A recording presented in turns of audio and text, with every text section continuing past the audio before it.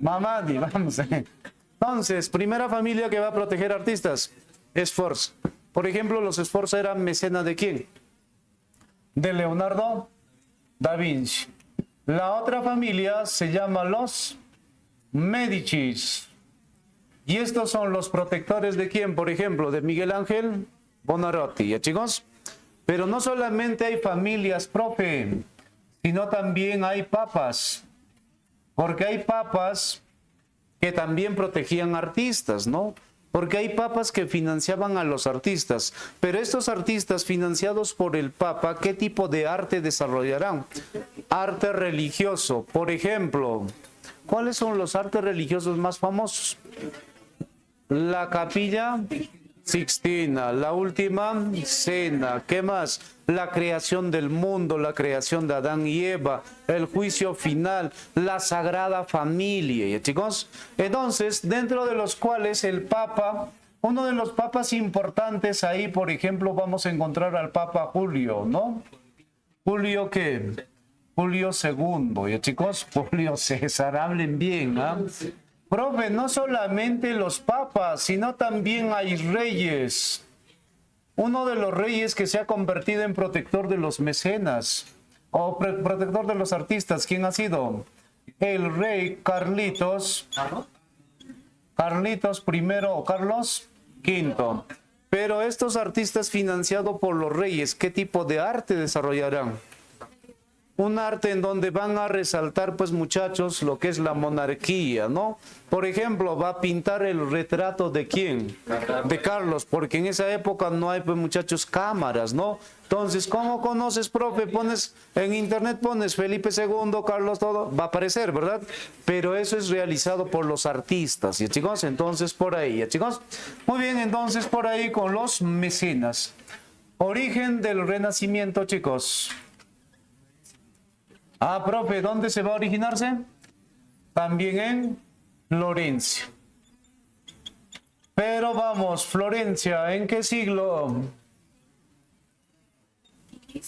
¿El siglo? El siglo XV, ¿ya? A este siglo XV en Florencia se le conoce con un nombre. Es el famoso Quattrocento, ¿no? O si quieres, Quattrocento, pues sí, chicos, Quattrocento, ¿ya? ¿A qué se refiere el Quattrocento, muchachos? Ah, profe, se refiere al año. ¿Qué año? ¿Por qué se llama Quattrocento? Al año 1400 en adelante, pues no. ¿Y ese es qué siglo es? Siglo XV. Chicos, entonces, el centro del Renacimiento en el siglo XV es la ciudad de Florencia. En los años 1400 en adelante. Representante más importante del Quattrocento. Ahora, si te vas a acordar de los representantes del Renacimiento, acuérdate de las tortugas ninjas. Empezamos primero con ¿quién? Leonardo todavía. Donatello, ¿no? Donatello. Donatello tiene su obra. Es una escultura. David ¿de qué? De bronce. ¿Por qué es importante esta escultura? Porque es la primera escultura en tamaño real, ¿ya chicos? Entonces, tamaño real, ¿de cuánto estamos hablando? ¿Cuánto es la talla de una persona promedio? Unos 70, estamos hablando del europeo, ¿no? Entonces, unos 70, ponle el promedio, ya chicos, en esa época, porque no te alimentas también, pues, por situaciones de situación. Ahora vamos aquí. Entonces, mira aquí, la importancia es que es la escultura, la primera en tamaño real. ¿A quién está representando? David. ¿Quién es David, profe? A David que derrotó ¿a quién? A Goliat, ¿ya chicos?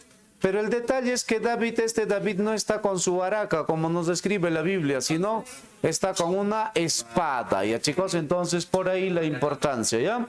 Ahora sí, eso sería, profe, en lo que es el origen.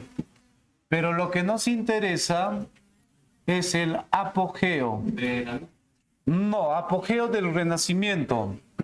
Y apogeo, profe, se va a darse no en Florencia, sino en Roma y de pasito en la ciudad de ¿qué?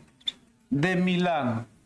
Pero a este periodo, profe, ya no le vas a llamarle el 400, sino el quinquecentro, cinquecentro.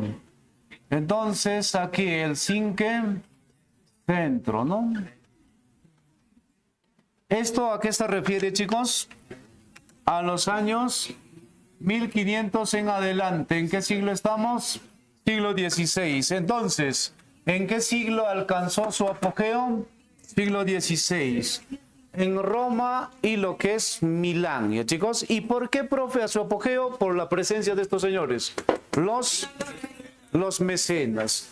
Empezamos con el primer y el máximo representante del Renacimiento. Con la otra tortuga. Leonardo DiCaprio. Hablen bien, ¿no? Da Vinci. ¿Ya? Da Vinci es considerado como el hombre más sabio, ¿no? Superior incluso a Albert Einstein, ¿no? Se dice que ha utilizado su coeficiente intelectual en un promedio de 15%. 15%, ¿no? Casi te iguala, ¿no? Vamos ahí. Ya, tranquilo, Leonardo de Vinci. Vamos aquí entonces lo siguiente. Entonces, atentos. Él es músico, él es profe, inventor, matemático, físico, astrónomo, ingeniero, es un poco de todo, ¿ya, chicos? Significa que ha hecho funcionar pues los dos hemisferios, ¿no? Del cerebro, ¿ya, chicos? O sea, para la matemática siempre vas a tener el izquierdo más desarrollado, ¿no? Pero este es a la vez músico también, para la música es derecho, pues, ¿no? Los dos, ¿ya, chicos? Entonces, por ahí. Lo único que le faltaba era ser alumno de Acadia, ¿no? Ya, vamos ahí. Gracias a él actualmente tenemos, por ejemplo, gracias a su diseño, a su invención, los submarinos, los aviones, helicópteros. Su base está inspirada en él, ¿ya, chicos? En los diseños. Pero lo que nos interesa es en el campo artístico. Su mejor obra, la Mona Lisa, o llamada la Gioconda. Mona en italiano. Mona, señora. Señora Lisa. Y cuando es Lisa se refiere a nombre, no a la característica de la que te maltrata. Ya, entonces, claro, Lisa en aquí, pues en nuestro contexto es aquella que te pega, ¿no? No se refiere a ella, ¿no? Sino Mona Lisa, la señora Lisa. ¿Y de dónde era esta señora Lisa? De un pueblo llamado Giocondo. Por ahí viene Gioconda, ¿no? Y era la esposa de un personaje muy importante, Francisco, que conocía a quién, a Leonardo da Vinci, y este Francisco quiere retratarlo pues a su esposa, ¿no? Por eso le ha pedido pues para que pueda dibujar o pintarlo, pues, ¿no? Pero este da Vinci, pues como todo sabio, ¿no? Las personas que tienen un coeficiente intelectual muy alto son diferentes a las personas normales, ¿no? Primero, son desordenados. Ya, vamos a ver. Otro, hacen una cosa, luego otro. Ya son dos, ya. La norma que no estás aprovechando, ¿no? Vamos a ver. Entonces, haces una cosa porque te cansas rápido, ¿no? Y están. Y otro es que generalmente pasan solos. Generalmente pasan solos, ¿no? Están más aislados, ¿no? Entonces, por ahí, entonces ya fueron, el tercer requisito no cumple, ¿no? Vamos a ver. Ya, entonces, eso es lo que pasaba, ¿no? Comenzaba una obra y otra empezaba, otra hacía y en años terminaba, ¿ya, chicos? Un desordenado total, ¿ya, chicos? Otra obra sería lo que es, pues, la última cena. Ahí Jesús con sus apóstoles, ¿no? Pero el Código Da Vinci, ¿qué dice? De que al lado de Jesús, ¿quién estaba? Ah, María Magdalena, no María Parado, vamos a ver. ¿Y quién era María Magdalena? En un principio, una cariñosa. Claro. Claro, ¿te acuerdas de esa escenita donde cuando están a punto de apedrearlo, que lance la primera piedra el que no haya cometido pecados, lo que Jesús le salva, ¿no? Y finalmente, ¿qué va a pasar? Bueno, se convierte en la que va a seguir, le besa los pies, le lava los pies a Jesús y finalmente en una virgen, ¿no? Sí. Claro, Virgen Magdalena, pues muchachos. Por eso tienes también un barrio Magdalena, una plaza Magdalena, ¿sí o no? Hay un templo, ¿no? Pero la pregunta será, muchachos, ¿será virgen? Sí, eso lo dice. Y ahí viene pues el cuestionamiento de Lutero, ¿no? ¿Cómo es posible que una mujer que se dedicaba a chamba es chamba va a convertirse en virgen, ¿no? Entonces no puede, ¿no? Otro, ¿cómo es posible que una mujer que dio a luz, porque Jesús tiene su madre, ¿sí o no? ¿Cómo se llama? María, se ha convertido en Virgen María, pues no. ¿Cómo es posible que ha dado a luz y virgen, sigue siendo virgen? ¿No? ¿Qué pasó? ¿En dónde estamos? ¿No? Ahí viene el cuestionamiento, pues, ¿sí, chicos? Entonces, ¿qué dice? Y además, probablemente, por ahí, de acuerdo al Código Da Vinci, que María Magdalena no es solamente aquella que estaba en agradecido con Jesús porque le salvó, sino que era su agarre de Jesús, pues, ¿no? Claro, entonces, su agarre, pues, ¿no? Entonces, por ahí, chicos. Hasta Jesús tenía agarre, vamos aquí, entonces.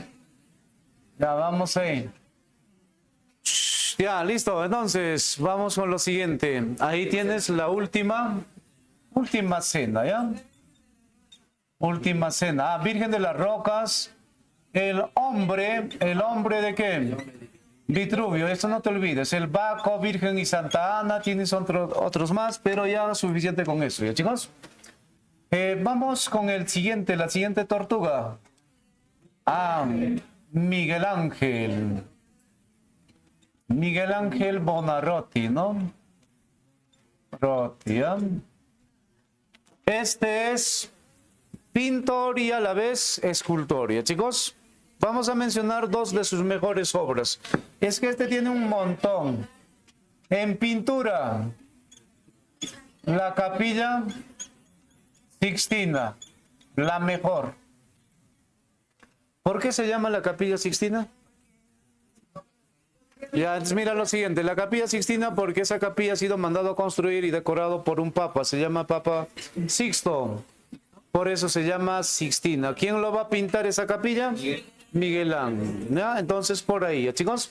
Tenemos la creación del mundo, la creación de Adán, la expulsión, el pecado original, hay un montón, el juicio final, la piedad, por ejemplo, eso es la piedad, entonces por ahí. Pero en escultura lo que nos interesa, el mejor David de mármol, ¿ya? David de mármol. Entonces, en David de mármol, ¿qué puedes observar? La belleza física del hombre, pues, ¿no? El antropocentrismo, la perfección del cuerpo de un ser humano, ¿ya, chicos? Pero en su aparato reproductor, ¿cómo estaba? Chiquito. ¿Por qué? Claro, porque ahí viene el pensamiento griego, ¿no? Cuanto más pequeño, más sabio, ¿no? Ya, entonces por ahí. Listo. Bueno, vamos con la otra tortuga. Rafael, ¿no? Rafael Sanzio. A este le llaman el divino, ¿no? Pregunta alguna vez de Sepreunch. No, Sepre San Marcos, no, pues no, vamos ahí. Sepreunch, ¿qué dice? ¿Cuál es su mejor obra de Rafael Sanzio en la literatura? El Parnaso, muy bien. El Parnaso, ¿ya? Eso es en literatura. Su mejor obra religiosa. ¿Cuál es su mejor obra religiosa? La disputa por ahí, pero la Sagrada Familia. Ya la Sagrada Familia También está la disputa del Santísimo Sacramento. A nivel de la filosofía, su mejor obra, la representación de la escuela de Atenas. Chicos, a través de la historia, los atenienses, ¿por qué se caracterizaron? Por ser grandes sabios, intelectuales, demócratas, ¿verdad? Entonces, ahí es donde va a representar a los hombres de la antigüedad. Por ejemplo, ahí está Tales de Mileto. ¿Por qué es importante Tales de Mileto? Padre de la filosofía. Y también su teorema, ¿no? Teorema de Tales en geometría, ¿ya chicos? También está Pitágoras, su teorema y aritmética, bastante con él. Está, por ejemplo, Sócrates, el mejor filósofo de la Grecia clásica, ¿no? De Pericles, Platón está, pero también está representado personajes de otras culturas como Avicena y Averroes. Ellos son árabes. ¿Y estos señores por qué son importantes? Porque han interpretado a Aristóteles, ¿no? Entonces, por ahí, filósofos árabes. Y chicos, también está Mahoma por ahí. ¿Mahoma quién es? Es un árabe, el fundador de la religión Islam. También está Zoroastro. ¿Quién es Zoroastro? Zoroastro, el fundador de otra religión, de los persas. ¿Cuál es? Mazdeísmo, ¿no? Mazdeísmo. También está Alejandro Magno. Alejandro Magno, ¿por qué es importante? ¿Cuál es su papel? Aparte de ser soldado, ¿no? Su papel ha sido muy importante por la difusión de la cultura griega por el oriente, el famoso helenismo, ¿no? También está representado Diógenes. ¿Quién es Diógenes?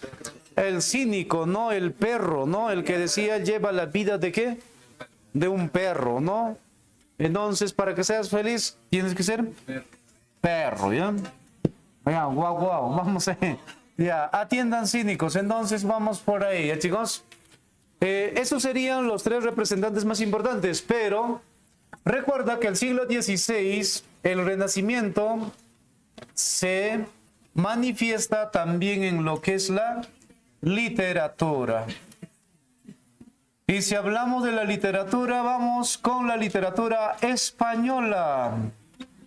Bueno, vamos a mencionar solamente el periodo, tú eres Trome, el siglo de oro español.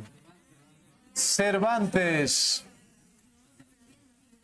Lope de Vega, Calderón de la Barca, Quevedo, ¿quién más? ¿Quevedo? Claro, Garcilaso de la Vega, ¿no? Claro, Garcilaso de la Vega, no el Inca. Entonces por ahí.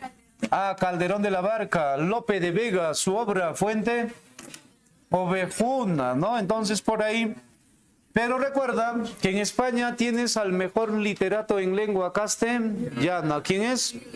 Cervantes. Y en Inglaterra también tienes al mejor literato en la lengua inglesa. William, su obra. Romeo y Julieta. ¿Qué más? Hamlet. Otelo. Macbeth. El Rey Lear. ¿Qué más? El Mercader de Venecia, por ejemplo. ¿Ya, chicos? Listo. Eso serían, chicos, con respecto a lo que es el Renacimiento. Vamos, ¿quieren agua? Vamos ahí. Ya, vamos ahí. Ya, atentos, atentos, muchachos. Vamos, falta un par de minutos. Si ya tenemos el humanismo y el renacimiento, vamos con la reforma protestante. ¿En qué están? ¿Cómo que constitucional? Oye, vamos aquí.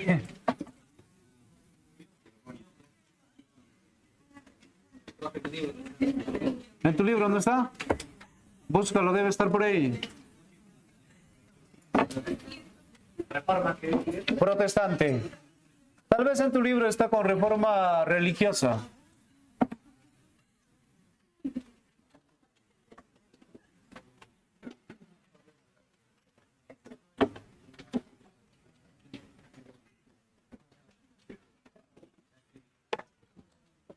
Ya, listo, chicos. A ver, vamos aquí.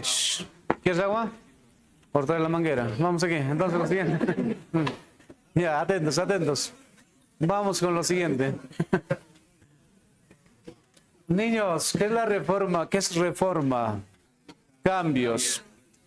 Cambio, pero ¿contra quién? Contra la iglesia. Entonces, vamos aquí. Sencillo. Es un movimiento de carácter religioso, ¿no? Reformista. Quiere cambios. Pero ¿cambios en quién? En la iglesia católica.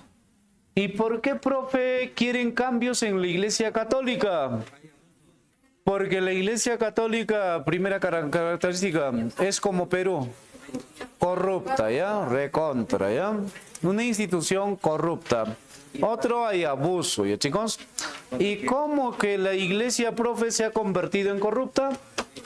Por la siguiente razón, pues no, su afán de la iglesia católica, ¿cuál es? Obtener más riqueza, pero no importa cómo, ¿ya, chicos? ¿Y cómo han sido las primeras formas de obtener riqueza de la iglesia? Primero, con las primicias y los diezmos. No le funcionó tanto como para recaudar eso. ¿Y qué es lo que utilizaron? Engaños. ¿Te acuerdas de Pipino el Breve? ¿Cómo le habían engañado? Con un testamento, ¿no? Que por coronar tiene que darle sus mejores tierras. Y Pipino les había dado, ¿verdad? Y luego todos los reyes coronados harán lo mismo. Entonces la iglesia, profe, tenía propiedades. ¿Cómo se llaman esas propiedades de la iglesia? A esas tierras. Mansos, no, eso es de los siervos. Se llaman pontificios, los estados pontificios, ¿no? Entonces, con ello, durante la Edad Media, la iglesia, ¿en qué se había convertido? En la señora feudal, hemos dicho, ¿verdad? Es la que tenía poder sobre tierras. Ahora, como que cada rato no se coronan también reyes, pues, ¿no? Necesitas más riqueza. ¿Qué habían hecho la iglesia? Un arzobispo de Maguncia había dicho lo siguiente: ¿sabes qué? Si quieres salvarte, tienes que comprar los huevos del Espíritu Santo. Mira, el extremo, mira. Si quieres salvarte, tienes que comprar los huevos del Espíritu Santo. Ahora, atentos. Acuérdate, ¿qué es el Espíritu Santo? Es la paloma que llegó donde María y a María, paz, ¿verdad? Claro, el Espíritu Santo en forma de paloma, ¿no? O sea, en lo real, Espíritu Santo es una paloma. ¿Y qué dice el arzobispo de Maguncia? Que tenemos al Espíritu Santo. Y esta paloma, a ver, ¿en qué siglo ha embarazado a María? ¿En qué siglo embarazó a María, chicos? ¿El siglo I antes de Cristo, sí o no? Claro, porque se va a hacer un par de meses antes, ¿no? Entonces, ¿qué pasó? Le embarazó y desde ahí la paloma ha estado con la iglesia católica. O sea, hasta el siglo XVI. En 16 siglos ha puesto un montón de huevos. Y si quieres salvarte, cómprate el huevo de la paloma. Y con eso te vas a ir de directo ¿a dónde? Al cielo. Pero pregunto, ¿es el huevo del Espíritu Santo? Es una mentira, pues, ¿sí, chicos? Entonces, claro, no existe el Espíritu Santo, no existe la paloma. Pues, ¿qué paloma va a vivir 16 siglos, muchachos? Entonces, lo que hacían era vender, pues, huevos de palomas, ¿no? Y la gente creyente compraba. Pero ¿quiénes han sido engañados? Los del pueblo, porque no tienen educación, porque no reflexionan. ¿Y, chicos? Entonces, la gente había comprado por su fe, ¿no? Bueno, pero la gente se va a darse cuenta. ¿Y qué dicen? Hoy tantos huevos que hemos comprado y el Espíritu Santo, mentira, eso no creo que haya funcionado, nos ha engañado. Es la iglesia que dice, vamos a cambiar. Entonces, ¿qué dicen? Oh, pero si quieres salvarte también estamos vendiendo la leche de Virgen María. Hoy, ¿qué? Entonces mira, te vendían ¿qué? En gotitas, ¿no? Y compraba gente, chicos. Entonces compraba, luego... bueno, como que la gente se da cuenta que María, que habrá sido una vaca Holstein, que tanta leche vas a vender. La gente empieza a cuestionar, ¿no? Y la iglesia cambia de mecanismo. ¿Y qué dice? Bueno, se acabó la leche, entonces, ¿sabes qué? Ahora vamos a vender, ¿qué? La cruz de Jesús. ¿Qué? En astillas. Si quieres salvarte, en astillas. ¿Ya? Venían, la gente compraba, ¿no? Luego terminó eso y como que la gente se da cuenta, ¿no? Que tantos cruces, si era una cruz nomás, ¿no? Es que dice, tenemos la ropa de Jesús, eso también vamos a vender en pedazos, chicos. Vendían hasta que llegan también diciendo que si quieres salvarte, mira, ¿sabes qué? Tenemos los clavos con los cuales fue crucificado Jesús. ¿Qué hacemos? Ah, si quieres salvarte, ¿qué haces? Te clavé. Te clavé, vamos a ver. Ah, entonces, ¿con cuántos clavos ha sido crucificado? 4. 3, ¿no? 3. Entonces, ¿qué va a pasar? 3 clavos, eso sería más evidente, ¿no? Entonces, la iglesia que hace lo siguiente, ¿sabes qué? Si quieres salvarte, le tienes que orarle al clavo. Pero antes de orarle, tienes que dejar tu platito. Más o menos como 100 soles, algo así, ¿ya, chicos? Y con eso te vas a salvarte.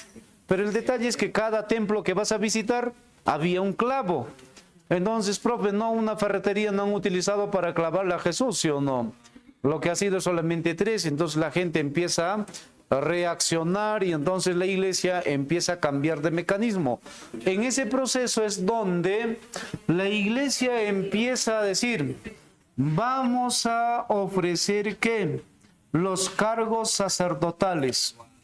Se establece la venta de ¿qué? Simonía. Entonces, ¿qué simonía? Venta de cargos sacerdotales. En la Edad Media la mayoría de las personas quieren ser teólogos. ¿Por qué? Porque te da estatus y te da poder. ¿Y, chicos? En la actualidad, ¿alguien quiere ser cura? Yo Hable. sí. Requisito principal. Ser casto. Ah, entonces, ¿alguien quiere ser? Nada, ¿no? Yo, profe. Entonces, nadie quiere ser. Entonces, profe, en la Edad Media, en la Edad Moderna, al comienzo de la Edad Moderna, ¿qué pasa? Si tú quieres ese cargo, puedes comprar con tu plata y te conviertes en ¿qué? En obispo, arzobispo, ¿ya, chicos? Entonces, eso es una práctica mala de la iglesia. Una vez dada esa, también se practicaba el famoso nepotismo. ¿Qué es el nepotismo? El Papa ubicaba a sus familiares en los cargos de la iglesia, favorecer, ¿ya, chicos? Favorecer a tus familiares para ocupar cargos, ¿sí, chicos? Entonces, frente a esta situación, la gente ya está cansado. Otro, para el colmo, también se había dado el nicolaísmo. El Papa Nicolás, ¿qué hacía? Visitaba a los monasterios donde están las monjitas y escogía a las más guapas, se lo llevaba ¿a dónde? Al telo, no. A Roma, pues, ¿no? ¿Para qué? Sas con todas ellas, ¿sí, chicos? Claro, de verdad, pues, ¿no? Entonces eso había pasado, ¿ya, chicos? En ese trance llegamos al siglo XVI. ¿Qué pasó en el siglo XVI? Se establece la venta de las ¿Qué son las indulgencias? Venta del perdón de tus pecados. Vas a comprar tu salvación. La iglesia te va a otorgarte el perdón de tus pecados. Pero ¿cómo, profe? En un papelito enrollado, amarradito con una cinta, y con eso debe enterrarte, más o menos al estilo de los egipcios. Recuerda que al muerto se tenía que enterrar ¿con qué? Con el libro de los muertos, ¿no? Para que te lleve, ¿no? Si igualito aquí también tendrías que comprar eso y enterrar a tu muertito. Y si es que ha muerto, profe, ya hace tiempo, puedes comprar y la iglesia le va a otorgarle el perdón, ¿ya, chicos? Bueno, con eso, profe, la iglesia engañaba, ¿ya, chicos? Eso es el colmo. En otras palabras, estabas comprando documentos y ese documento era como título de propiedad. ¿En dónde? En el paraíso, pues, ¿no? Ibas con ellos, reclamabas, ¿no? Yo he comprado ya, chicos. Entonces, es una institución recontra corrupta. Frente a esa situación aparecen personajes que van a empezar a cuestionar. A estos señores se les llaman los precursores. ¿Quiénes son los precursores de la reforma? El primero que habíamos mencionado, ¿quién había planteado la reforma? No. Hemos dicho que la iglesia debe ser reformada. ¿Quién? Erasmo de Rotterdam, ¿no? Es una institución corrupta, practica estas cosas, entonces hay que cambiarlo. El primero en plantear. Pero luego aparecen dos personajes importantes. ¿Quiénes son esos dos personajes? Uno de ellos se llama John Wycliffe. Ya, John Wycliffe. El otro es Juan Hus. A ver, chicos, en algunos libros vas a encontrar John Wycliffe, Juan Wycliffe, no hay ningún problema, solamente es traducción por el idioma. John en inglés, Juan en castellano, en alemán puedes llamarlo Johann, no hay ningún problema, ¿ya chicos? Entonces, igualito, ¿no? En checo vas a llamarlo Jan o Han, algo así, entonces no hay ningún problema. Entonces, pero puedes llamarlo John, Juan, cualquiera de ellos, ¿ya? Ahora, estos señores que son teólogos. ¿Qué es teólogo? El que ha estudiado, ¿qué? La carrera de ser sacerdote, ¿verdad? En otras palabras, estos señores son teólogos y a la vez enseñan teología en universidades. ¿Son sacerdotes? Wycliffe estudia o enseña teología en la Universidad de Inglaterra. ¿Cuál es? La Universidad de Oxford, ¿sí, chicos? La segunda universidad europea. Entonces, él enseña teología en Oxford. Juan Hus enseña teología en la Universidad de Bohemia, en Checoslovaquia, ¿ya, chicos? Entonces, él enseña, profe, también teología. Pero ellos son los que plantean que la iglesia debe ser reformada, ya los precursores abiertamente. ¿Y ellos qué dicen? De pasito, la iglesia es una institución corrupta porque ha engañado a la gente y gracias a ese engaño tiene plata como cancha. Pero el mecanismo que ha utilizado para engañar a la gente, ¿cuál ha sido? La Biblia. La Biblia es la fuente de engaño para la iglesia católica. ¿Por qué? Porque los católicos han interpretado la Biblia a su antojo, a su parecer. ¿Y por qué han interpretado de esa manera? Porque los católicos han exigido que la Biblia solamente esté escrito ¿en qué idioma? En latín. Y si eres una persona que no sabe hablar el latín, caballero, tendrás que aceptar lo que dice ¿qué? La iglesia. Entonces, ¿ellos qué dijeron? Para que no haya más engaño, ¿qué debe pasar? La libre interpretación de la Biblia. ¿Y cuándo va a ser libre interpretación? Cuando esté escrita en tu idioma. Traducción. Por eso, este señor traduce la Biblia ¿a qué idioma? Al inglés. En cambio, este señor, al checo. ¿Y qué dicen? Si la iglesia ha conseguido la riqueza mediante el engaño, ¿qué debemos hacer? Debemos quitarle sus propiedades. Entonces ellos plantearon algo muy importante, lo que es la secularización. ¿Qué es secularización? A ver, ¿qué es secularización, chicos? Quitarle las propiedades ¿a quién? A la iglesia. En otras palabras, es la expropiación. Pero como se refiere a la iglesia, se utiliza esta palabrita, secularización. ¿Ya, chicos? Y cuando le quitas a una persona normal, expropiación. Cuando le quitas la propiedad a una empresa transnacional, nacionalización, pues, ¿no? Entonces, quitarle las propiedades, ¿ya? Si ellos plantearon la secularización, ahora sí, ¿qué va a pasar cuando ellos plantearon la secularización? La iglesia los va a llamar pues a cada uno de ellos, los va a buscar para conversar, los representantes del Papa. Por eso cuando van a buscarle a John Wycliffe en Inglaterra, ¿qué pasó? Resulta que él ya había muerto, ¿ya, chicos? Pero ya había había traducido la Biblia al inglés. Entonces la iglesia, ¿qué dice? Ha muerto. Entonces hay que aplicar la frase de Pablo Escobar, pues, ¿no? ¿Y está muerto? Lo vamos a desenterrar y lo vamos a matar otra vez, pues, ¿no? Por eso que hicieron la iglesia, profanaron la tumba y lo quemaron, ¿ya, chicos? Entonces la hoguera, cuando ya está muerto, ¿ya? Bueno, a Juan Hus le convocaron a un concilio, el concilio de Constanza. Y le dijeron, ¿sabes qué, Juan Hus? No te vamos a hacer nada, ven, vamos a conversar porque estás hablando incoherencias contra la iglesia, ¿no? Entonces Juan Hus, todo obediente, ha ido al concilio de Constanza. ¿Y qué le han dicho? Tú eres el que está hablando incoherencias, ¿no? Ahora quedas sentenciada ¿a qué? A la hoguera. Por eso lo van a quemar vivo. Lo quemaron vivo, pero antes que lo queman, ¿qué dijo? A mí me podrás quemar, pero de aquí a 100 años no vas a poder quemar a ninguno de ellos porque serán muchos. Ahora me puedes quemar a mí, no hay ningún problema. Por eso, coincidencias de la vida, 1415 lo quemaron, 1515 aparece un personaje llamado ¿qué? Martín Lutero. Oye, hablen bien, ¿eh? Entonces, Martín Lutero inicia su movimiento reformista, 1515 en adelante, ¿no? Si estamos hablando de 1515 en adelante, ¿en qué siglo estamos, chicos? Siglo XVI. Siglo XVI, ¿qué está pasando en Europa?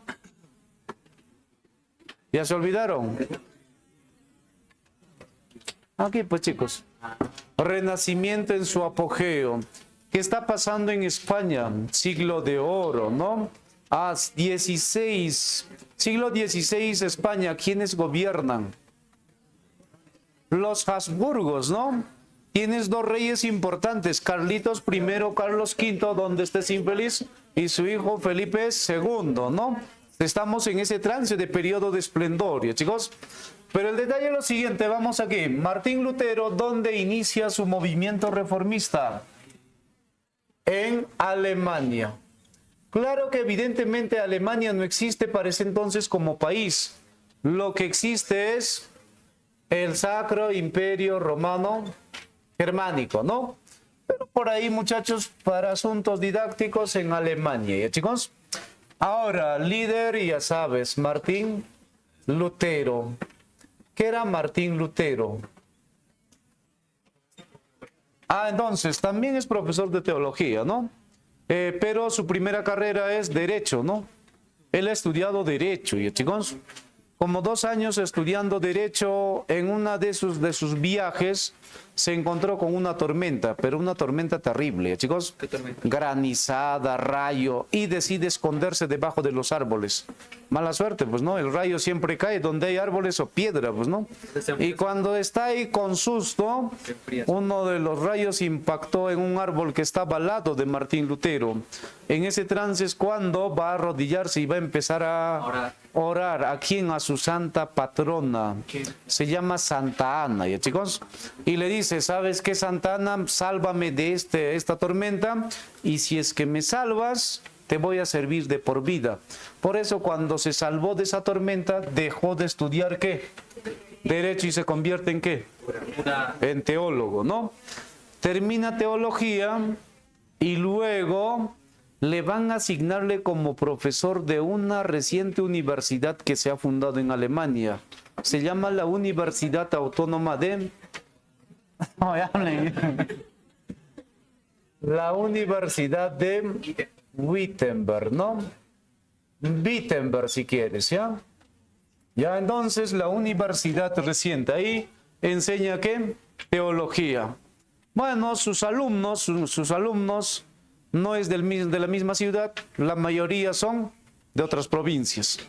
Y si son de otras provincias, profe, la mayoría son pobres, ¿sí, chicos? ¿Y qué pasa con sus alumnos? Al día comían una vez, pues, ¿no? No tenían, pues, las condiciones, no tenían los recursos, una vez al día, ¿ya, chicos? Entonces, ¿qué hace Martín Lutero con sus alumnos? Se compadece de ellos y va a organizar cenas por las tardes. A sus alumnos, entonces, ¿qué hace Martín Lutero? Se lo lleva a su casa, ¿ya, chicos? Para preparar, ¿qué? La cena, pues, ¿ya, chicos? Y luego de comer con sus alumnos, vamos ahí, van a empezar a discutir sobre asuntos religiosos. Entonces, de esas discusiones con sus alumnos, surgen los planteamientos ¿de quién? De Martín Lutero, ¿ya, chicos? Ahora, en ese trance es cuando a Martín Lutero le mandaron para viajar a Roma. Él llega a Roma, Martín Lutero. ¿Qué había pensado Martín Lutero? Llegar a Roma y encontrar a un clero pobre, así como la de Alemania. Pero encontró lo contrario. ¿Cómo era el clero de Roma? En lujos, adinerados.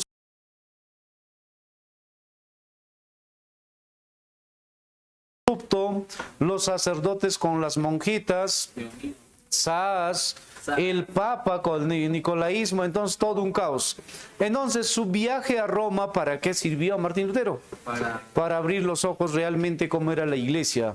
Retorna de Roma a Wittenberg decepcionado. Y una vez en 1517, ¿qué va a hacer? Va a publicar un documento muy importante, las 95 tesis. Y lo va a clavar en la puerta de una catedral, la catedral de Wittenberg, ¿no? ¿Y cuándo lo ha clavado? Un 31 de octubre. Feliz día, chicas. ¿Qué se celebra? ¿Día de qué? Seguro, allá celebraron canción criolla. Vamos ahí. Chicas, ¿qué se celebra? Halloween, ¿no? Claro. Su día de las chicas, pues, ¿no? Al día siguiente de los varones, ¿no? Claro, entonces mira lo siguiente. Se celebra pues obviamente esas festividades relacionadas con ¿qué? Con las brujas, con Satanás, pues, ¿no? Entonces al día siguiente, ¿qué es? Día de los Santos, pues, ¿no? El 1 de noviembre, pues, ¿no? Entonces, ¿qué pasa con los principales líderes o príncipes de Alemania? Para celebrar lo que es todos los santos, se concentraban la mayoría en la ciudad de Wittenberg. Y una cuestión más, si tú quieres hablar en ese momento, debatir algún tema, ¿qué tenías que hacer? Vas a la catedral, escribes en un papelito el tema que te gustaría hablar con alguien y lo dejas pegado, ¿ya chicos? Entonces la gente que va a ver a la catedral, a tal persona quiere hablar, entonces me voy a preparar. Y también le dejan la respuesta, tal día vamos a debatir, ¿ya chicos? Esa era la tradición, ¿no? Entonces Martín Lutero va a publicar las 95 tesis en la puerta de la catedral, no en vano, sino porque hay muchos príncipes que van a llegar, hay gente que se informaba ahí qué es lo que pasaba, ¿no? Entonces publica las 95 tesis, pero al rato de publicar desaparecen las 95 tesis. ¿Quiénes lo habían sacado? Sus alumnos. ¿Y por qué, profe, sus alumnos? Por envidiosos pareciera, ¿no? Pero no. Vamos a ir. ¿Se asustaron? Vamos ahí. Ya, vamos ahí. Ya, listo, listo. Los que se asustaron en mis tiempos libres soy chamán, ¿ya chicos? Vamos aquí. Ya, paso con huevo. Vamos aquí entonces lo siguiente. Atentos, atentos. Atentos, niños. Entonces, mira lo siguiente.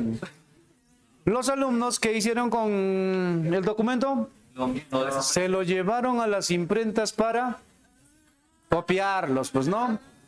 Y luego de ahí a repartir, ¿ya chicos? Repartir por toda Alemania, ¿ya chicos? Y muchos príncipes al leer, ¿qué dicen? Oye, este Martín Lutero está planteando bacán. ¿Qué te está diciendo? Hay que quitarle las propiedades ¿a quién? A la iglesia. ¿Y quiénes tenían las mejores tierras? La iglesia. ¿Y el príncipe qué dice? Hoy, si nos sumamos a Martín Lutero, le vamos a quitarle las propiedades a la iglesia. Entonces nos conviene a nosotros quedarnos ¿con qué? Con esas propiedades. Ahora, ese documento llegaría ¿a dónde? A Roma. ¿Quién era el Papa de ese entonces? El Papa León X. El Papa que había oficializado la venta de las indulgencias. Y el Papa León X que dice, oye Martín Lutero, ¿estás hablando? Estás hablando incoherencias. ¿Cómo que la iglesia no te da la salvación de que comprar las indulgencias es en vano? ¿Sabes qué, Martín Lutero? Tienes que retractarte. Te doy una semana para que te retractes. Y luego de la semana se va a encontrarse ¿con quién? Con el Papa. Y la pregunta es, cuando el Papa le dice, Martín Lutero, ¿te retractas o no?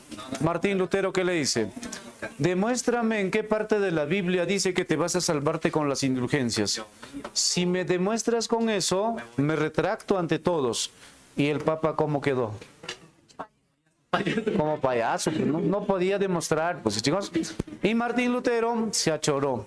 ¿Y el Papa qué hizo? Ah, bueno, ya perdí. No, te excomulgo Martín Lutero, ¿no? Entonces, ¿quién es el Papa que lo va a excomulgar? Ah, el Papa León lo va a excomulgar mediante documento emitido. ¿Cómo se llama? la bula, exurge dominio, ¿no? Entonces, ¿qué es una bula, chicos? Es un documento que emiten los papas. Eso es el documento oficial. Los reyes dando sus leyes, sus documentos, se llaman reales cédulas, ¿verdad? Igualito para el papa. Entonces, el papa León X lo va a excomulgar. ¿Martín Lutero está feliz o no? Sí, porque consiguió lo que quería, pues no, separarse. Ahora sí está libre, tiene la libertad de difundir su pensamiento. Pero recuerda, ¿dónde está difundiendo su pensamiento? Ya con eso terminamos, con eso quedamos, vamos ahí. ¿Dónde está difundiendo sus ideales Martín Lutero? En Alemania. Y los príncipes de Alemania, ¿qué dicen? Viva Martín Lutero, ¿verdad? Pero ¿a quién le afecta eso? Al emperador de Alemania. ¿Quién era el emperador de Alemania? El emperador de Alemania se llama Carlitos I o Carlitos V. Profe, ¿el mismo rey de España? Hablen. Claro, porque ese Carlos I es el rey de España y Carlos V de Alemania. En tu libro aparece solamente V porque está relacionado ¿con qué? Alemania, pero este sería, pues sí, chicos. Ahora, y es más, ¿no? Carlos I asume el trono de España en 1517. Ese mismo año que va a publicar Martín Lutero las 95 tesis, ¿sí, chicos? Entonces, mira lo siguiente. ¿Qué pasó con los príncipes de Alemania? ¿Se rebelaron contra quién? Y no le conviene eso, ¿verdad? Ahora, hay otro problema más de Carlos que tiene que afrontar. Recuerda que en ese momento estamos en América ya, pues no, 1516 en adelante, pues no. Entonces mira ¿qué pasó en América, muchachos? ¿En qué año llegaron al Perú? 1532. Pero una vez que llegaron los españoles al Perú, ejecutaron a Atahualpa, todo ello, llegaron al Cusco, ¿verdad? Y en el Cusco, ¿qué pasó, profe? Hay alguien que se escapó al Valle de Yucay, Manco Inca, inicia su rebelión contra ellos, ¿no? Y en ese trance, profe, gracias a la capitulación de Toledo, bronca entre almagristas, ¿sí? O sea, América está también en un caos, ¿no? Entonces, Alemania, ¿cómo está? En un caos también, porque tiene que luchar contra los protestantes, porque este es católico, pues no. Entonces, una serie de situaciones que no le conviene. Luchar en América y luchar en Alemania, es un caos. Por eso es que en algún momento, cuando van a finalizar, ¿qué hizo? Mejor le doy libertad a Martín Lutero para solucionar lo que es América, ¿no? Porque si en ambos lados voy a afrontar una guerra, no voy a poder. Entonces, en Alemania lo dejo a Martín Lutero que haga lo que quiera y en cambio en América voy a controlar, ¿no? Entonces, más o menos por ahí, ¿ya, chicos? Pero la siguiente ya hablaremos sobre lo que va a ser, ¿ya, chicos? Listo.